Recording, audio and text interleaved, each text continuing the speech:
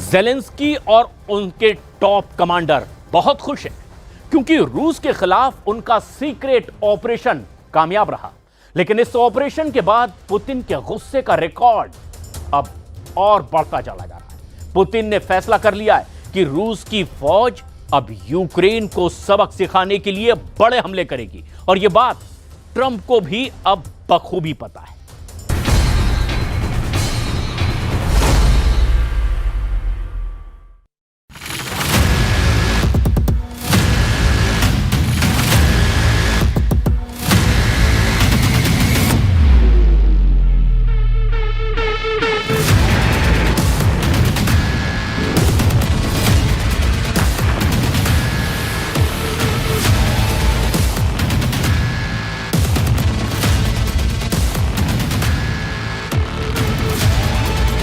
इन तस्वीरों ने पुतिन को दहला दिया है। ये रूस पर अब तक का सबसे बड़ा हमला है। इस वीडियो ने बता दिया है कि ज़ेलेंस्की हार मानने नहीं जा रहे। इस वीडियो ने पुतिन की सेना का गुरूर तोड़ दिया है क्योंकि ज़ेलेंस्की की ड्रोन फोर्स ने पुतिन के परमाणु एयरबेस पर हमला किया है। ऐसा बेस जो यूक्रेन से 4000 किलोमीटर दूर है। पुतिन तक भी ये वीडियो पहुंचा है। टारगेट बनाए गए हैं इरकुत्स्क और मरमंस्क में रूस के एयरबेस। दावा है कि ड्रोन अटैक के जरिए 40 से ज्यादा विमान तबाह कर दिए गए। तबाह हुए विमानों में टुपोलोव 95 और टुपोलोव 22 परमाणु बम वर्षक शामिल है। ये दोनों लॉन्ग रेंज तक परमाणु बम की बारिश कर सकते हैं और यूक्रेन पर इन विमानों से कई बार हमले किए गए हैं। इस वीडियो को देखकर रूस की एयरफोर्स भी डर गई क्योंकि उसके सबसे खतरनाक बॉम्बर विमानों को ज़ेलेंस्की के स्पेशल मिशन में जला दिया गया है। पुतिन अब बहुत खतरनाक बदला लेंगे, इसकी पूरी गारंटी है। उनका पहला टारगेट यूक्रेन के 3 शहर बन सकते हैं, जिसमें पहले के खिलाफ ऑपरेशन शुरू हो गया है।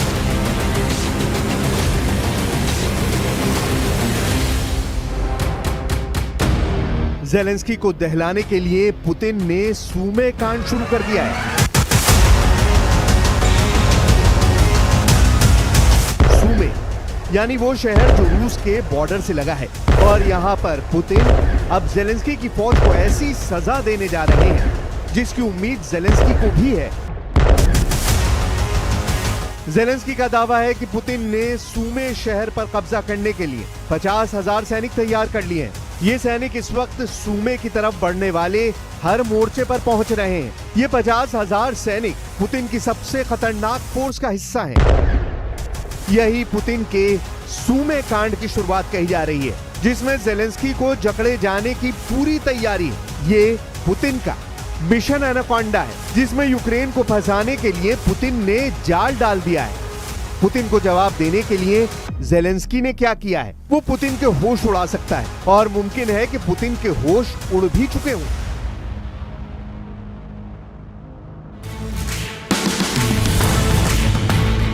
इकतीस मई और 1 जून को रूस में 2 पुल उड़ा दिए गए। पहला पुल ब्रांस्क में उड़ाया गया और दूसरा पुल कुर्स्क में उड़ा दिया गया। ये दोनों जगह यूक्रेन बॉर्डर से ज्यादा दूर नहीं है। यहाँ पुल को उड़ाने के बाद ट्रेन भी हादसे का शिकार हुई। कई लोगों की मौत की खबर है। 4 घंटे बाद कुर्स्क में भी एक पुल उड़ा दिया जाता है और एक मालगाड़ी यहाँ हादसे का शिकार होती है। इसी मालगाड़ी में रूस की फौज के लिए ईंधन जा रहा था।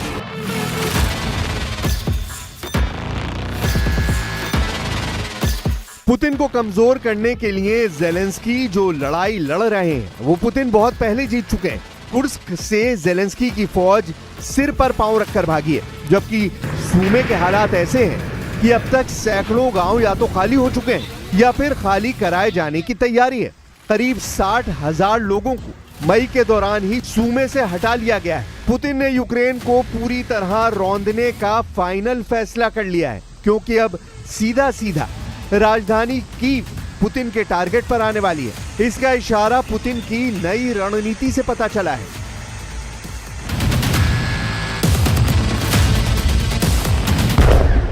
पुतिन के सूमे कांड में खार्किव भी शामिल है, क्योंकि पुतिन के टारगेट पर ये 2 बड़े शहर खार्किव और सूमे हैं। यहाँ जेलेंस्की को युद्ध में जकड़कर पुतिन बनाना चाहते हैं बफर जोन, जिसे जेलेंस्की अब बता रहे हैं पुतिन का किल जोन, यानी ऐसी जगह जहां से फरार होना भी मुश्किल होगा।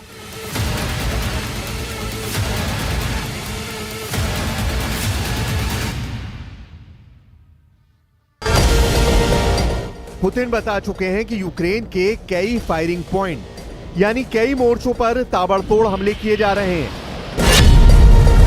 पुतिन के टारगेट पर यूक्रेन के पूर्वोत्तर में ट्रिपल सिटी है, खार्किव, सूमे और चर्नीव। अगर इनके आसपास पुतिन बफर जोन बनाने में कामयाब होते हैं तो समझ लीजिए फिर यूक्रेन की राजधानी तक पुतिन की रेंज होगी और फिर जेलेंस्की का सबसे मजबूत किला कैसे ढह जाएगा, इसका खतरा नेटो से लेकर व्हाइट हाउस तक फैल चुका है। I'm not happy with what Putin's doing. He's killing a lot of people, and I don't know what the hell happened to Putin. I've known him a long time, always gotten along with him, but he's sending rockets into cities and killing people, and I don't like it at all, okay? We're in the middle of talking, and he's shooting rockets into Kiev and other cities. I don't like it at all. Putin की सेना अब छोटी छोटी टुकड़ियों में हमले कर रही है और कई जगह वो मोटरसाइकिल पर सवार होकर भी अटैक कर रहे हैं। पुतिन की तीनों सेनाओं के पास उन इलाकों में ऑपरेशन की जिम्मेदारी है जो यूक्रेन के अंदर ही नहीं बल्कि दूसरे मोर्चों पर भी हो रहे हैं। रूस की सेना इस वक्त 1000 किलोमीटर के मोर्चे पर यूक्रेन के साथ लड़ रही है। खार्किव से खैरसॉन तक फ्रंट एक्टिव है और रूस किसी मोर्चे पर जेलेंस्की को डिस्काउंट नहीं देना चाहती। पुतिन की तरफ से ऑर्डर साफ है कि अब यूक्रेन को हराने से कम किसी बात पर फैसला नहीं होगा। ये बात जेलेंस्की को भी अच्छी तरह मालूम है, लेकिन सूमे और खार्किव का मोर्चा कब ढह जाएगा इसका डर यूक्रेन की मिलिट्री लीडरशिप में ऊपर तक फैला हुआ है। जेलेंस्की को घेरने के लिए रूस ने 1.5 लाख सैनिक तैनात करने की तैयारी कर ली है। ये खबर यूक्रेन के सूत्रों से पता चली है। इनमें 15 इन्फेंट्री डिवीजन है, एक डिवीजन में 10,000 सैनिक होते हैं। अगर ऐसा हो रहा है तो साफ है कि पुतिन सीज फायर नहीं, अब यूक्रेन पर डबल फायर करना चाहते हैं। सवाल है कि जेलेंस्की को 1.5 लाख नए सैनिक घेरेंगे तो तस्वीर क्या होगी, क्योंकि रूस कम सैनिक होने के बावजूद यूक्रेन पर भारी पड़ा है। रूस ने 3 साल के युद्ध में यूक्रेन में जिन जिन इलाकों में कब्जा किया है उसे लेकर दोनों तरफ हजारों नहीं लाखों सैनिकों की मौत हुई है। यह दावा तो खुद यूक्रेन की तरफ से भी किया जाता है, लेकिन जेलेंस्की को साफ लग रहा है कि नए 1.5 लाख सैनिक अगर उतरेंगे तो 4 शहरों पर मुसीबत टूट सकती है। पहला है पूर्वोत्तर में खार्किव और दूसरा सूमे, तीसरा है दक्षिण पश्चिम की तरफ ओदेसा और चौथा उत्तर में राजधानी कीव। इन चारों शहरों को बचाने के लिए जेलेंस्की को और मदद चाहिए होगी, फिर चाहे वो नेटो हो या फिर कोई और जरिया। जेलेंस्की के लिए फायर पावर बढ़ाना मजबूरी बन जाएगा और उसके बाद उनके सामने अमेरिका के आगे भी हाथ फैलाने के अलावा कोई रास्ता नहीं बचेगा।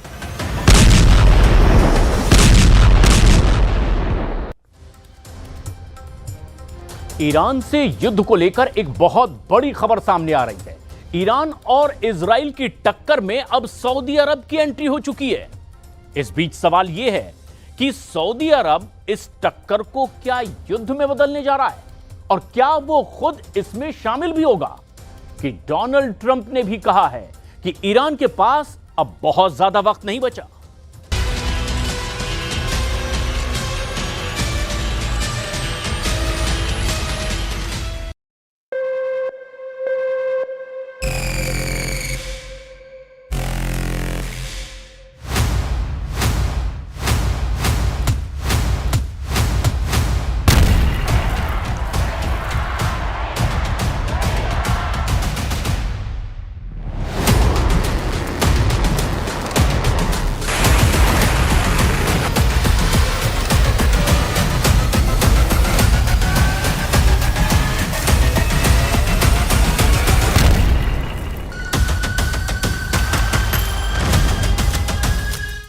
जून की शुरुआत में ही ईरान को लेकर 2 बड़ी खबर आई है जिसने पूरी दुनिया को हैरान कर दिया है। अब या तो ईरान और इजराइल का युद्ध होगा या फिर ईरान का एटम बम तैयार हो जाएगा।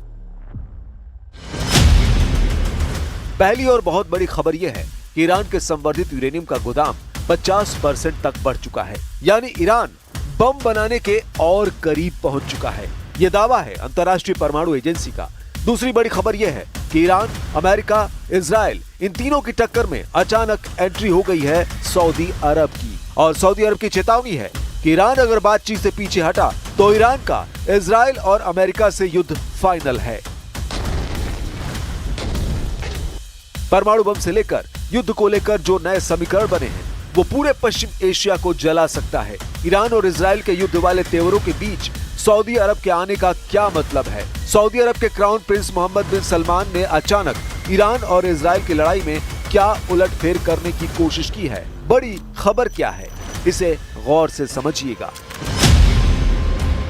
मोहम्मद बिन सलमान ने अपने रक्षा मंत्री के जरिए ईरान तक एक खबर भेजी। इसे खबर समझिए, इसे चेतावनी समझिए, इसे वार्निंग या धमकी, कुछ भी समझिए, लेकिन मैसेज तेहरान पहुंचाया गया।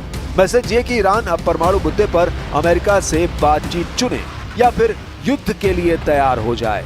सऊदी अरब ने ईरान से कहा कि ईरान को अमेरिका के राष्ट्रपति डोनाल्ड ट्रंप से परमाणु मुद्दे पर बात करनी चाहिए, नहीं तो इजराइल से युद्ध होने की पूरी गारंटी है।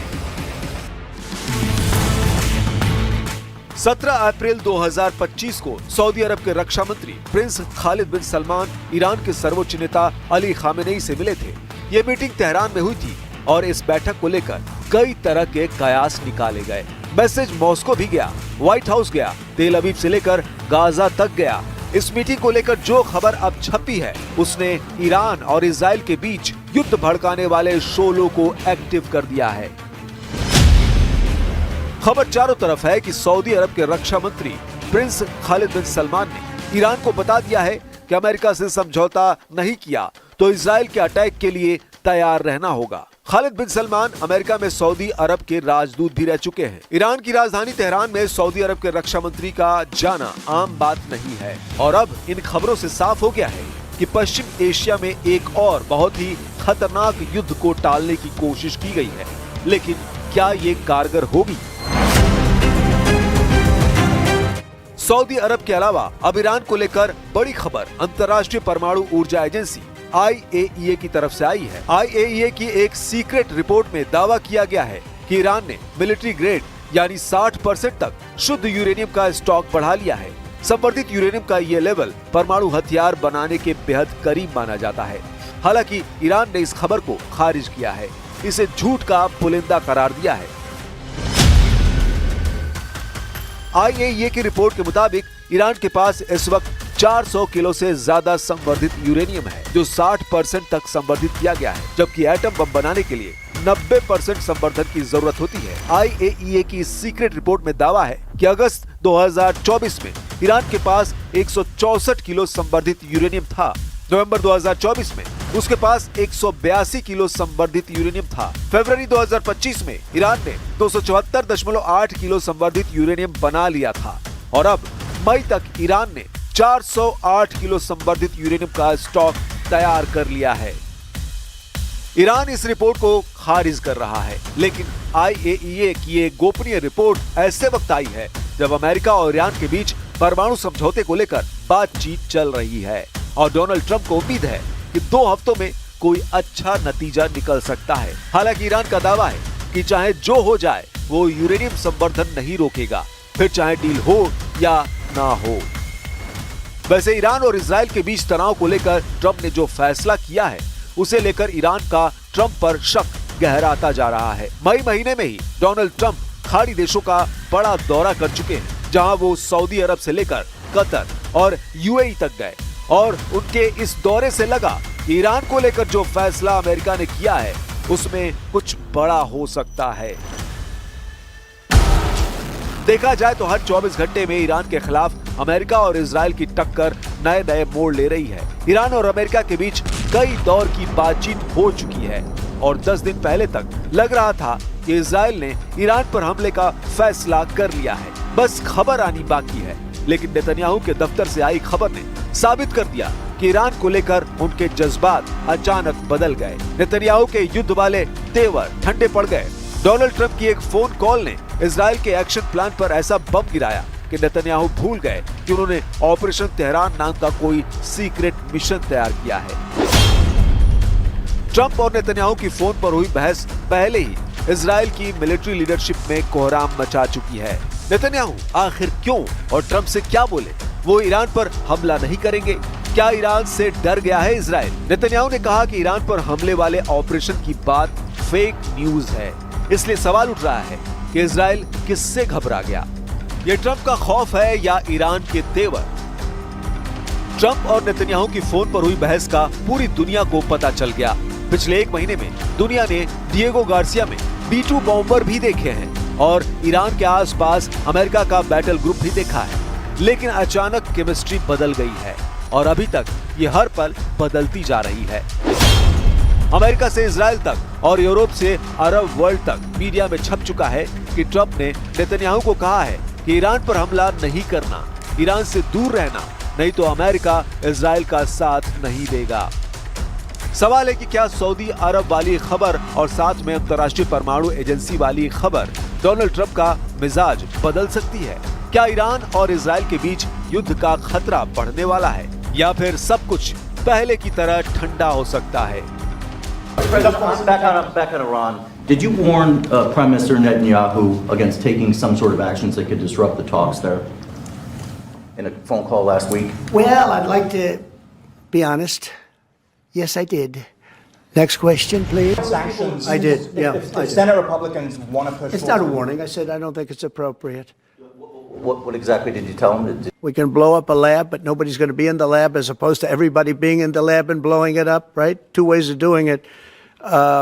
Yeah, I told him this would be inappropriate to do right now because we're very close to a solution. Now, that could change at any moment, could change with a phone call. But right now, I think they want to make a deal, and if we can make a deal, save a lot of lives. Trump इस वक्त सब कुछ अपनी शर्तों पर कर रहे हैं, चाहे वो टैरिफ हो, यूक्रेन हो, गाजा हो या फिर ईरान और इजराइल के बीच मंडराते युद्ध वाले बादल। ट्रंप ने बहुत साफ मैसेज दे दिया है।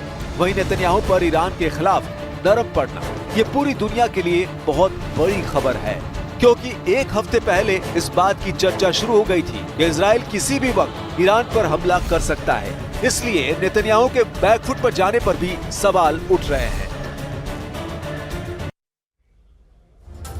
इजराइल अब ईरान पर हमला करेगा या नहीं, इसे लेकर नेतन्याहू बहुत जल्द अपना फाइनल फैसला कर सकते हैं। लेकिन इजराइल की एयरफोर्स की तैयारी पूरी है, बस नेतन्याहू के ऑर्डर का इंतजार है। लेकिन इस बीच 24 घंटे के अंदर ही डोनाल्ड ट्रंप की तरफ से आए एक मैसेज ने बड़ा उलटफेर कर दिया है।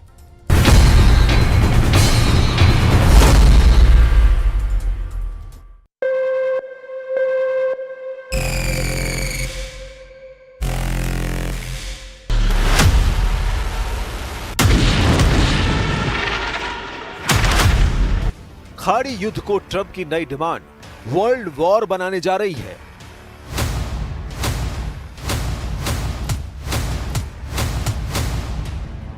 इजराइल और उसके दुश्मनों के बीच जारी जंग न्यूक्लियर युद्ध की तरफ बढ़ गई है। डोनाल्ड ट्रंप ने ईरान से एटमी डील की आखिरी और जरूरी शर्त मानने का प्रेशर बनाया है। वो शर्त ऐसी है जिसे सुन सुप्रीम लीडर अली खामेनेई का खून खौल गया है।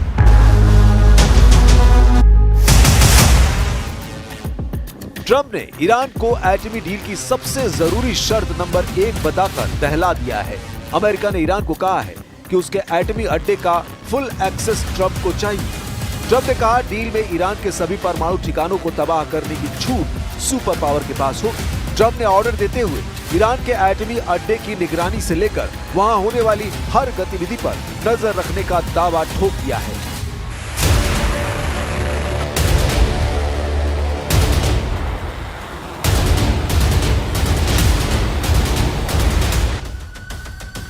व्हाइट हाउस में ट्रंप जो बोल रहे थे वो शब्द कुछ यूं थे, ईरान से मजबूत एटमी डील होगी, हम जब चाहेंगे उनके एटमी ठिकाने को उड़ा सकते हैं, इसमें किसी जान माल का नुकसान भी नहीं होगा।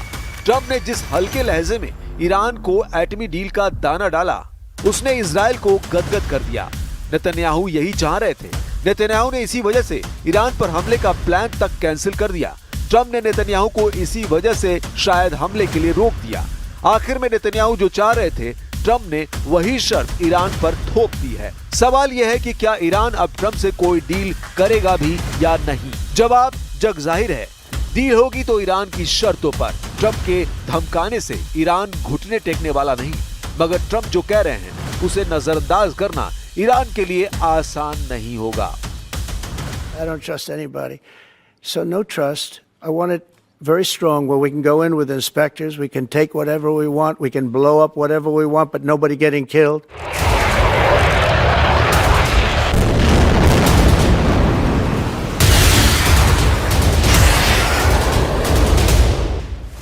ट्रम्प ने अचानक पासा पलट दिया है। ईरान इस बात के लिए राजी हो गया था कि अमेरिका उसके परमाणु अड्डों को देख सकता है। ईरान के एटमी लैब में क्या चल रहा है इसे भी अमेरिका जान सकता है। लेकिन अब इससे भी आगे बढ़कर ट्रम्प ने ईरान के एटमी पावर का रिमोट कंट्रोल अपने हाथ में लेने की मांग कर दी है, जिस पर ईरान की लीडरशिप भड़क गई है। अली खामेनेई के सलाहकार ने ट्रम्प को करारा जवाब दिया है। अली शमखानी ने ट्रम्प के ख्याल को ऐसा ख्वाब बताया है जो कभी हकीकत नहीं हो सकता। अली खामेनेई के सलाहकार ने कहा, ईरान के परमाणु अड्डों तक पहुंचना और उन्हें बर्बाद करना ऐसी कल्पना है जिसे कई अमेरिकी राष्ट्रपतियों ने दुनिया से साझा किया है। लेकिन ईरान आजाद है, मजबूत है। ईरान की तय की गई एक रेड लाइन है, बातचीत सम्मान के साथ होगी। ट्रम्प की एटमी डील की शर्तों के खुलासे के साथ ये भी जानकारी सामने आई है कि उन्होंने सऊदी अरब से ईरान पर प्रेशर बना रखा है। सऊदी अरब के रक्षा मंत्री प्रिंस खालिद बिन सलमान ने पिछले महीने तेहरान का दौरा किया था, जहां उन्होंने Masoud Pezeshkian, chief of staff Mohammad Bagheri और विदेश मंत्री अब्बास अराक्ची को ट्रम्प के प्लान के बारे में बताया था। खालिद बिन सलमान ने ईरान की लीडरशिप को चेतावनी दी थी कि या तो एटमी डील करें या फिर हमले के लिए तैयार रहें। सऊदी प्रिंस के दिए मैसेज के बाद ईरान ने एटमी डील की तरफ तेजी से एक्शन लिया। با توجه به برداشت بهتری که الان نسبت به مواضع جمهوری اسلامی وجود داره بتونیم به راهکارهایی برسیم که قابل پیشرفت باشه در مذاکرات. ما هنوز در اون مرحله نیستیم ولی ناامید هم نیستیم و من به نظرم امروز به خصوص با توجه به بحث‌هایی که صورت گرفت و راهکارهایی که توسط عمان پیشنهاد شد برای رفع موانع احتمال پیشرفت وجود داره. हालांकि अब ट्रम्प की नई शर्त ने सारे समीकरण बदल डाले हैं। ईरान के लिए एटमी डील गले की फांस बनती जा रही है, जिसके चलते ईरान ने इजराइल को झटका देना शुरू कर दिया है। ईरान ने मोसाद एजेंट को सूली पर टांग कर अपने इरादे जाहिर कर दिए हैं। ईरान ने पेड्राम मदनी नाम से मोसाद एजेंट को फांसी पर टांग दिया है।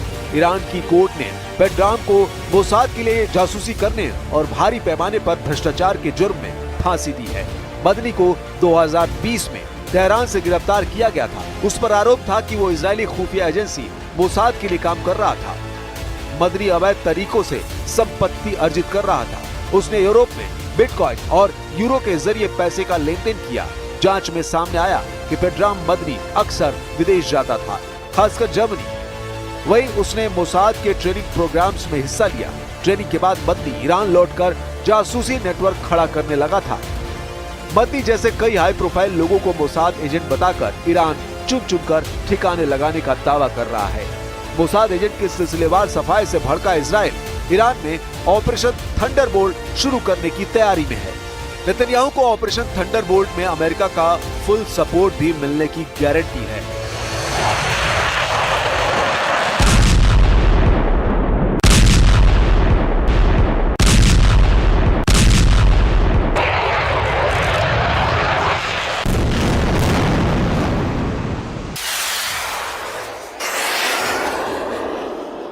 ईरान के तीसरे हमले से पहले नेतन्याहू सभी खतरे का खात्मा कर सकते हैं। ईरान के नक्शे पर दिखाई दे रहे जिन लोकेशन को इजराइल ने सेट कर लिया है उसे देखते चलिए। ईरान की राजधानी तेहरान, तेहरान से करीब 150 किलोमीटर दूर कौम, तेहरान से करीब 300 किलोमीटर दूर अरक, तेहरान से 316 किलोमीटर दूर नतांज सिटी, तेहरान से करीब 400 किलोमीटर दूर इस्फहान शहर, तेहरान से 500 किलोमीटर दूर अर्दकन शहर, तेहरान से 1000 किलोमीटर दूर बू शहर।